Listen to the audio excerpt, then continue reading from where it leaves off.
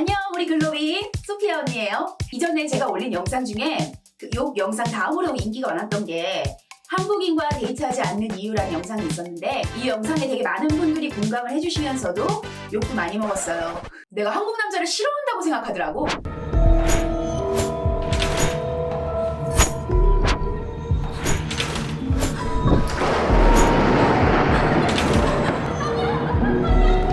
그래서 오늘은 여러분의 오해를 풀어드리고자 외국 남자한테는 없는 한국 남자의 좋은 점에 대해서 말씀드리려고 해요. 군대를 다녀와서 책임감이 높다 뭐 이런 국뽕을 얘기하려고 만든 영상은 아닙니다. 없는 장점을 오버해서 만들거나 부풀려서 한국 남자가 최고다 이런 말을 하려는 게 아닙니다. 우리가 항상 당연하게 그래왔던 것들이 다른 문화권에서는 그렇지 않을 수도 있구나 하는 이런 문화 차이를 좀 알려드릴게요. 또 요즘 국제 커플들이 굉장히 많죠? 그런 분들한테도 도움이 됐으면 합니다. 또는 그냥 문화에 관심이 많은 한국 분들에게도 한국 데이트 문화를 새롭게 바라보실 수 있는 계기가 됐으면 해요. 오늘 얘기하는 상황은 남녀 썸 탈 때 아니고 진짜로 사귈 때를 전제로 말씀드리는 거예요. 그리고 이 영상에서 말씀드리는 외국인은 한국에 살고 있는 외국인 중에서 영어 사용자한테만 한정됩니다. 왜냐면 제가 영어도 좀 못하지만 다른 나라 말을 존나 못하거든요. 그래서 다른 나라 언어 사용자하고는 연애를 못 해봤어요. 데이터가 없어요. 외국 남자에게는 없는 한국 남자친구의 좋은 점. 첫 번째, 외모가 준수함. 이건 한국 남자한테만 해당되는 얘기는 사실 아니에요. 한국 사람 자체가 미에 관심이 많아. 그래서 언제나 거울 보고 잘 꾸미고 옷도 잘 입고. 외국인들이 말하는 한국 사람 특징 중에 공통적인 게 외모 치장하는데 시간을 많이 쓴다는 거예요. 엄마, 우유 없어? 우유 좀 사러 갔다 올게. 요즘 대놓고 얼굴부터 보잖아. 한국 사람들 안 그래도 동안인데 가꿔서 더 동안이 많고 요즘은 무슨 얼평, 얼빠 이런 게 욕도 아니죠. 전통적으로 한국 사회에서는 외모 지상주의를 굉장히 비판했습니다. 우리가 언제부터 이렇게 외모를 따지는 민족이 됐지요? 자고로 외모라는 거는요. 대기업 면접 전에 관상 점수 잘 받으려고 성형외과 수술 정도 하는 것밖에 없었단 말이에요. 우리나라 남자들 정도면요. 진짜 많이 갖고 있는 편이에요. 근데 가끔 한국에도 좀 옷을 잘 못 입는 남자들이 있죠. 그런 건 사실 우리가 별로 크게 문제가 된다고 생각하지 않아. 왜냐면 여자가 잘 입혀주면 되니까. 그래서 여자가 무슨 코디도 해주고 예쁜 옷도 사다 주기도 하고 이러는데 사실 이것도 한국 남자니까 가능한 거예요. 한국 남자들만 여자가 그렇게 입혀주는 대로 입어요. 그걸 좀 바꾸려고 하잖아요. 그럼 외국 애들은 이게 내 스타일이야. 나 이거 좋아하는 옷이야. 왜 그걸 보려고 해? 나 옷 필요 없어. 이게 내 스타일이야. 이게 내 스타일이야. 진짜 어이없는 옷을 입고도 그런 스타일을 고집해요. 그 스타일을 바꾸려고 하면 그게 자기의 무슨 개인적인 프라이버시를 건드린 것처럼 약간 불쾌해. 각자의 개성을 존중하는 분위기에서 살아온 사람들이라 그런 것 같아요. 그러니까 외국 애들 만날 때는 옷을 어떻게 입고 다니는 건 안 봐야 돼. 이렇게 눈을 딱 감아. 이렇게. 아니면 위를 봐. 이렇게 하고 만나. 이렇게. 그 패션 센스에 대해서는 내가 건드릴 수 있는 분야가 아니야. 한국 남자들만 그걸 잘 따라주는 거예요. 외국 남자에게는 없는 한국 남자친구의 좋은 점. 두 번째, 애교 리액션. 여러분 유튜브에 영어로 애교라고만 쳐봐도 한국에 관심 있는 외국인들이 그 애교가 뭔지를 설명하는 영상을 많이 보실 수 있어요. 그만큼 애교라는 게 한국 여자들에게 대표적으로 나타나는 그런 애정 표현 방식인데요. 이 애교 함부로 외국 애들한테 부렸다가는 바로 빠꾸. 이거 한국 남자한테만 통하는 거예요. 나는 예쁜 척하는 게 아니라 예쁘게 태어난 그건데. What are you talking about? 그거를 It's weird, 소스요. 외국인이라고 해서 연인들 사이에 애교가 없는 건 아니에요.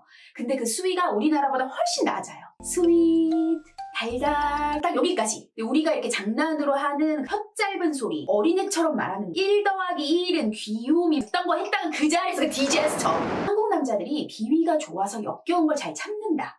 같은 문화권에 있기 때문에 소통 방식이 통하는 거라고 봐야겠죠. 심지어 남자들 중에서 그런 애교 받아주는 사람도 있죠. 같이 해주는 사람도 있어요. 진짜 똑당해. 드라마, 예능에서 자주 나오는 그런 애교 부리는 장면 같은 거 우리가 무의식적으로 이러한 애정 표현 방식이 굉장히 자연스러운 것 중에 일종이다라고 받아들이고 습득이 된 거죠. 외국인은 상상도 못할 한국 남자친구만 해주는 좋은 점. 세 번째, 징징대도 잘 받아준다. 외국인들이랑 연애하시는 여자분들 중에 진짜 애교보다 더 하면 안 되는 거 바로 이거예요. 징징대는 거. 외국 애들 진짜 딱질색합니다. 딱질색이에요. 애교는 그래도 좀 뭐야 이상해 이러면서 넘어가기라도 하지 징징대는 거는 진짜 잘못했다가 그냥 그 자리에서 바로 브레이크업입니다. 오빠 왜 내 맘 몰라? 내가 오빠 얼마나 생각하는데 오빠 왜 내 맘 몰라?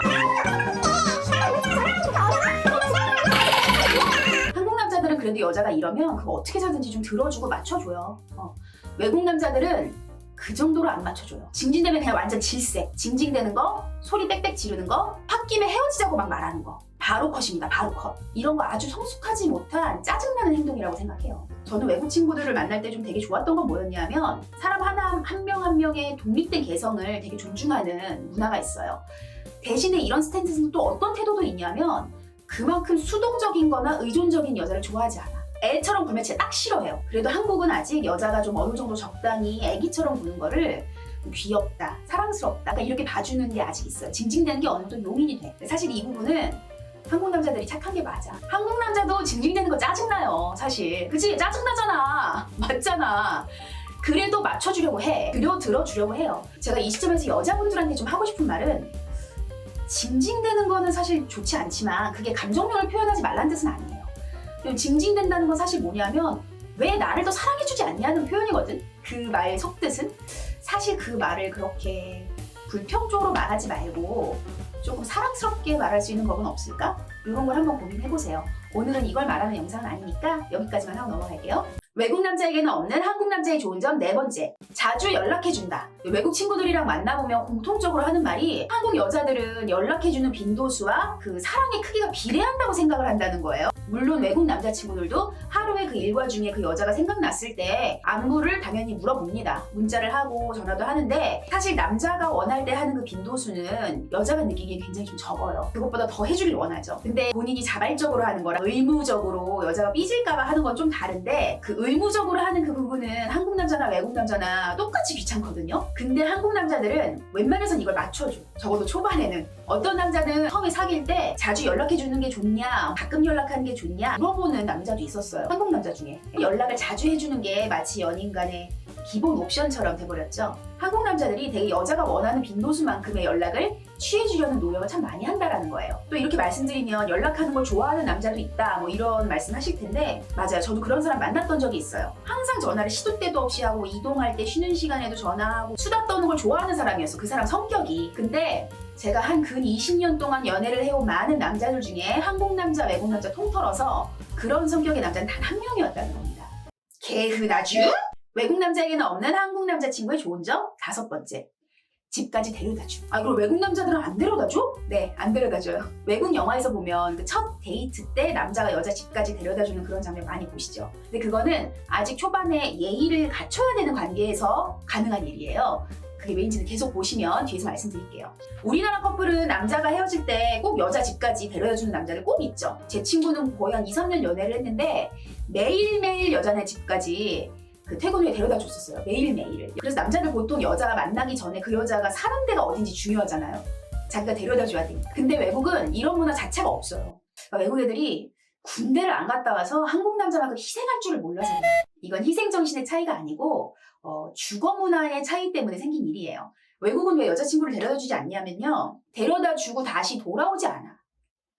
그냥 집으로 들어가. 아하. 우리나라는 결혼 전에 부모님이랑 사는 게 그게 일반적인 주거 문화였잖아요. 아직도 그렇죠? 그리고 남자가 집 앞까지 밖에 못 가는 거야. 더 들어가고 싶은데 못 들어가는 거야. 부모님이 계시니까. 그러니까 그냥 데려다 주고 다시 돌아오는 게 하나의 문화처럼 어느 순간 굳어진 거죠. 근데 외국은 20살 넘으면 무조건 독립이에요. 그럼 생각해보세요. 남녀가 서로 사랑하는데 각자 독립해서 자기 스페이스에서 사는데 밥 먹고 뭐 술도 좀 마셨겠다. 해도 졌겠다. 좀 여자 집까지 데려다 주러 가서 뭐 뽀뽀만 하고 와? 돌아와? 남자가? 주대야 돼. 남자가 아니지. 그래서 굳이 데려다 주고 다시 돌아오는 이런 문화가 필요가 없었던 거예요. 여자네 집 문 앞까지 갔다가 다시 돌아오는 경우는 아직 자는 관계가 아닐 때, 예의를 아직 많이 차려야 될 때. 그래서 외국 영화에서 보면 첫 데이트에서 자꾸만 그런 장면이 나오는 거야. 근데 이런 문화가 한국으로 들어왔을 때 나는 한국에 사는 한국 여자잖아요. 부모님이랑 같이 사는 티피컬한 한국 여자잖아. 심지어 유교거리기도 하잖아.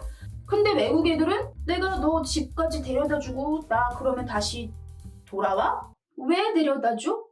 다리가 아파? 집을 몰라? 차비가 없어? 이렇게 말하면 또 나는 혼자 사는데 내 남자친구는 우리 집 앞까지만 딱 데려다주고 집에 잘 돌아간다. 이렇게 말하는 분도 계실 텐데요. 우선 축하드립니다. 정말 착한 남친을 두셨네요. 6번째, 인생샷. 그 여친 사진 예쁘게 찍어주려고 노력하는 이런 거요. 한국 남자들만 해주는 거예요. 제가 예전에 한 외국인 남자친구가 찍어준 저의 사진을 공개하겠습니다. 이따위로 찍어 사진을. 이렇게 찍어놓는다니까. 잘 찍으려고 노력도 안 해. 노력조차 안 해. 제가 예전에 인스타에서 이런 말을 본 적이 있는데 외국 여행하다가 사진 찍어줄 사람이 필요하면 무조건 한국 사람을 찾으래요. 말이 통해서가 아니라 한국인이 전 세계에서 사진을 가장 잘 찍는 민족이기 때문이래요. 근데 이렇게 우리가 사진에 좀 목숨을 거는 이유도 한국은 좀 외모에 대한 차별이 있는 나라여서 사진 속에 내 외모가 너무 수려하게 나올수록 내가 좀 더 나은 사람이 된 것 같다라는 심리적인 그런 만족이 따라오기 때문이겠죠. 이런 맥락을 한국 남자들은 이해하기 때문에 이런 거 검색해가지고 또 노력해주고 이러기도 하잖아요. 마지막으로 제가 이 영상을 만든 이유에 대해서 말씀드리겠습니다. 제가 지난번 영상에서 한국 커플 문화의 어떤 부분이 저의 개인적인 성향과는 잘 맞지 않는다 이런 말씀을 드렸는데 많은 분들이 한국 남자들을 싸잡아서 비난한다. 한국 남자라고 다 그렇게 가부장적이지 않다. 모든 남자가 다 그런 거 아니야. 너무 일부분만 보고 얘기한다. 이런 말씀을 많이 해주셨어요. 근데 일단 저는 한국 남자를 싸잡아서 비하한 적은 없습니다만 사람마다 개인차가 있다는 것에 대해서는 충분히 동의를 합니다. 그래서 제가 오늘 영상에서도 한번 물어보고 싶습니다. 오늘 영상을 보시고도 한국 남자가 다 그렇게 똑같이 착한 건 아니다. 다 똑같진 않다. 싸가지 없는 애들도 있는데 너무 일부만 본다. 이렇게 말씀하실 건지요? 왜 장점에는 그렇게 다 맞다고 동의를 하시면서 단점에는 득달같이 그렇게 반박을 하시는지 댓글로 좀 알려주세요. 영상 시청해주셔서 감사합니다. 다음 영상에서 또 만나요.